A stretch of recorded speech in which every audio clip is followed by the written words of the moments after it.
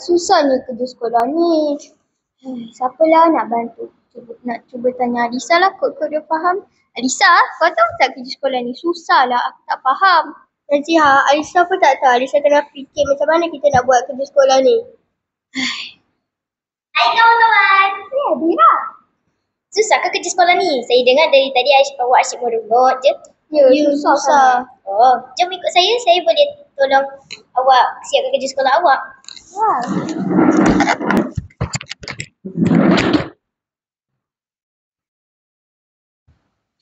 Kawan-kawan. Kan senang nak cari maklumat menggunakan teknologi zaman sekarang? Oh, macam tu. Senangnya. Kawan-kawan pun boleh cuba tau. Mudahkan kita hendak mencari maklumat menggunakan teknologi? Sebelum saya menerangkan lebih terperinci tentang topik ini, izinkan saya memperkenalkan diri. Saya, Wan Adira Sofia binti Miong Ahmad Alif, wartawan TVPSS Tintas Studio SK Konvo Kota. Kawan-kawan tahu apa itu bahan digital? Bahan digital merujuk pada semua jenis maklumat atau kandungan yang disimpan dan diproses dalam format digital atau elektronik seperti teks, audio, video atau perisian. Ia merangkumi sebarang penggunaan medium teknologi sebagai satu proses pengaliran, penyebaran dan pemprosesan maklumat dengan menggunakan perantaraan teknologi. Ia boleh diakses dan dimanipulasi menggunakan perangkat digital seperti komputer, telefon pintar atau tablet.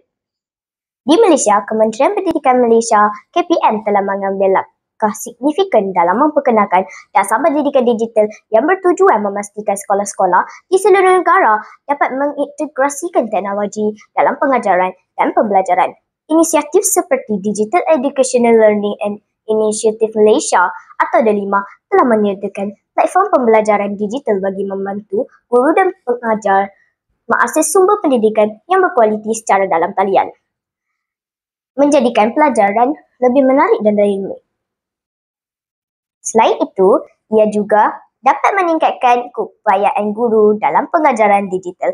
Pendidikan digital juga memberikan manfaat kepada guru dengan menyediakan alat bantu mengajar yang lebih efisien dan inovatif. Dengan adanya teknologi seperti analitik data, guru dapat menilai pencapaian pelajar dengan lebih tepat dan menyusun strategi pengajaran yang lebih berkesan.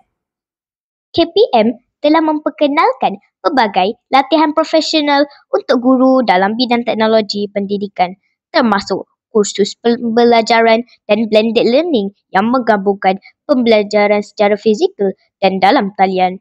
Melalui latihan ini, guru dapat mengadaptasi kaedah pengajaran yang lebih interaktif dan bersesuaian dengan gaya pembelajaran pelajar moden.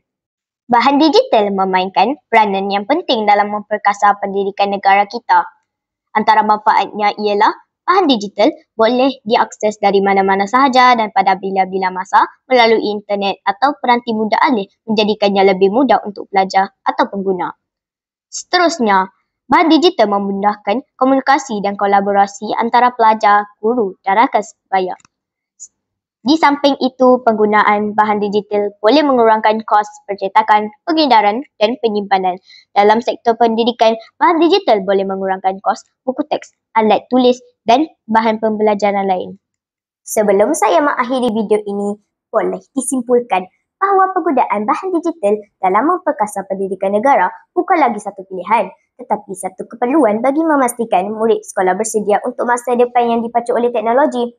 Dengan integrasi teknologi dalam pembelajaran dan pengajaran, murid dapat menikmati pengalaman pembelajaran yang menarik, interaktif dan relevan dengan dunia moden. Sekian, terima kasih daripada saya, wartawan TVPSS Tintas Studio.